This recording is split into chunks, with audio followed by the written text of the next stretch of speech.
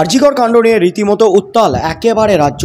আরজিকর কাণ্ডে রাজ্য পুলিশের হাত থেকে তদন্তভার নিয়ে সেটা সিবিআইয়ের হাতে হস্তান্তর করেছেন কলকাতা হাইকোর্টের প্রধান বিচারপতি টিএস শিবজ্ঞানমের ডিভিশন বেঞ্চ।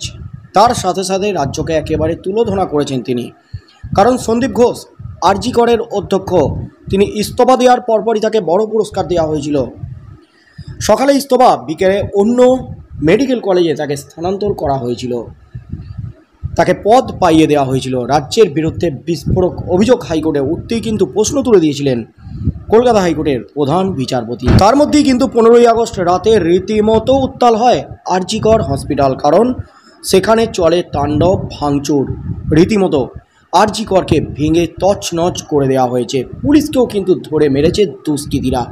কারা এই হামলা চালিয়েছে রাজ্য পুলিশের তরফ থেকে 8 থেকে 9 জনের ছবি সামনে নিয়ে আসা হয়েছে। এদিকে খুঁজছে, হন্যে হয়ে খুঁজছে রাজ্য পুলিশ। তার মধ্যেই কিন্তু একাধিক গ্রেপ্তার হয়েছে।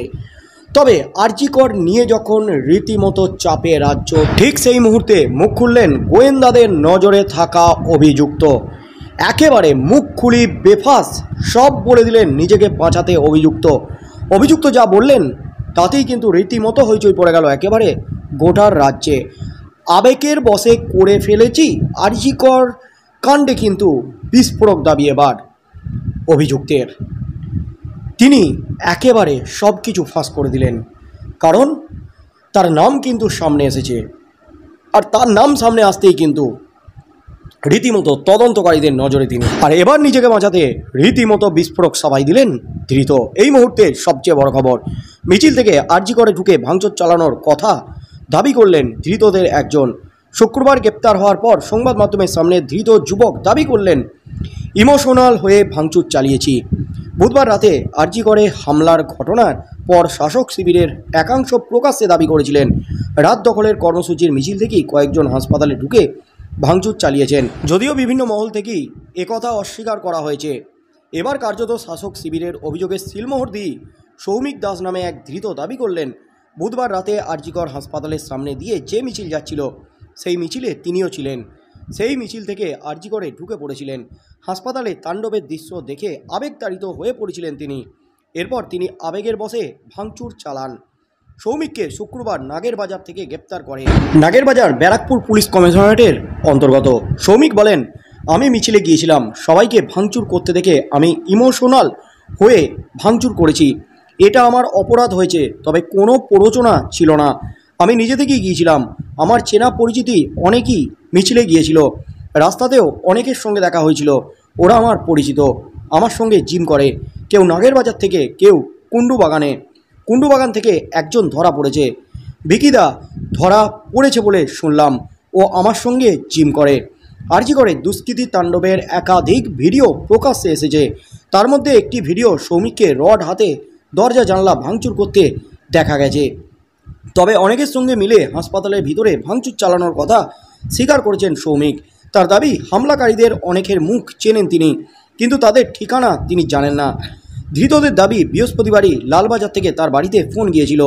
তখন তিনি বাড়িতে ছিলেন না, কৃষ্ণনগরে গিয়েছিলেন। দাদার থেকেই পুলিশের ফোন আসার বিষয়টি জানতে পারেন। এরপর শুক্রবার তিনি কৃষ্ণনগর থেকে ফিরছিলেন নিজের বাড়িতে। বুধবার মেয়েদের সাথে রাতে শহর দখল নেওয়ার শান্তিপূর্ণ মিছিলের সময়ই লাঠি হাতে জোনা 40-এর একদল যুবক আরজিকর হাসপাতালে ঢুকে ভাঙচুর চালান। হাসপাতালের গেটে দাঁড়ানো পুলিশ কর্মীদের কয়েকজনকে ধাক্কা মেরে ফেলে দেওয়া হয়। এরপরেও যারা আটকানোর চেষ্টা করেছিলেন তাদের বুকে পেটে লাথি ঘুষি মেরে সরিয়ে দেওয়া হয়।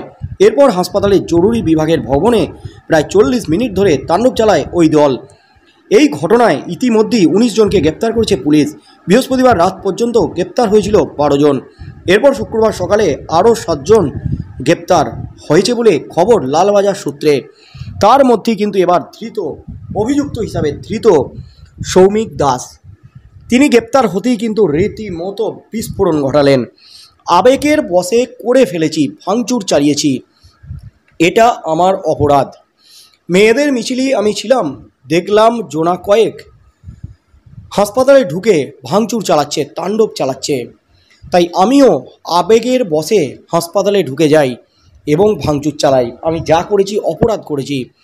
আমি অনেককেই চিনি, কিন্তু তাদের নাম জানি না।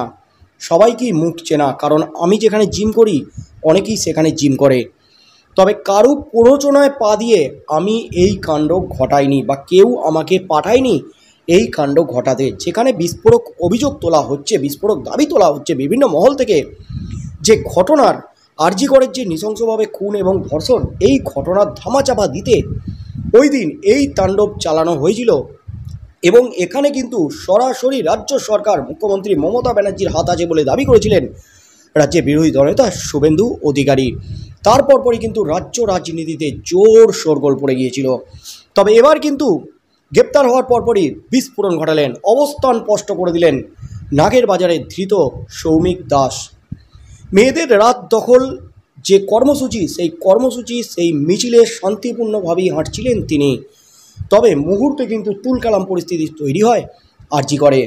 তবে আরজি করে যারা তাণ্ডব চালিয়েছেন তাদের সবাইকে তিনি চেনেন, মুখ চেনেন, কিন্তু তাদের নাম জানেন না, এমন কিন্তু দাবি করলেন সৌমিক দাস। তবে যে বিস্ফোরক দাবি তোলা হয়েছে আরজি করের কর্মচারী, চিকিৎসক, নার্সদের তরফ থেকে 250-300 জনের মতো দুষ্কৃতী আরজি করে ঢুকে তাণ্ডব চালিয়েছে।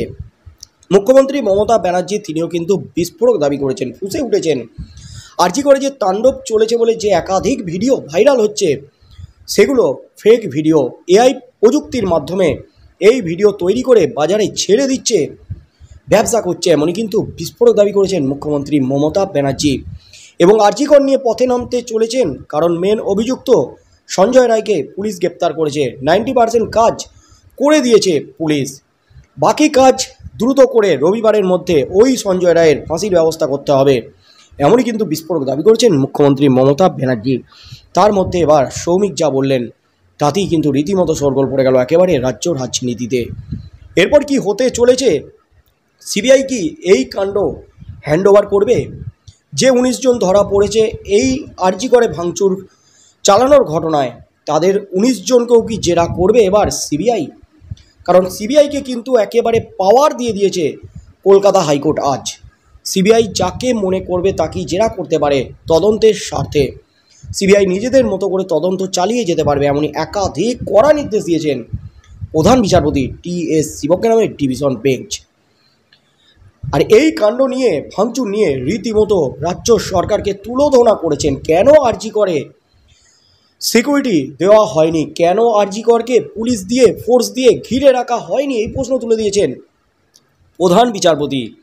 সব খবর ছিল, খবর যে তাদের কাছে ছিল না এটা একেবারেই মানতে পারছি না, এমনই পর্যবেক্ষণ ছিল প্রধান বিচারপতির। তার মধ্যেই কিন্তু একে একে মাথারা গ্রেপ্তার হচ্ছেন।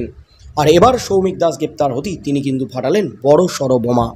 তাই আগামী দিনে এই কাণ্ডে কি হতে চলেছে, মেন যে অপরাধী কার নির্দেশে এই কাণ্ড ঘটিয়েছে, কারণ তিনি বলেছেন তিনি দেখেছেন ভাঙচুর চলছে, আবেগের বশে তিনি ঢুকে পড়েছিলেন, তাকে কেউ পাঠাননি। তবে তার আগে যারা ভাঙচুর চালাচ্ছিলেন তিনি যাদের দেখলেন, যাদের মুখ চেনেন, তাদেরকে কারা পাঠিয়েছিল ভাঙচুর করতে, এই প্রশ্নটাই কিন্তু তুলে দিয়েছে রাজনৈতিক মহল। আগামী দিনে কি হতে চলেছে, এই কাণ্ডে কোন মাথারা ধরা পড়ে, সেদিকেই চোখ থাকবে গোটা রাজ্যের।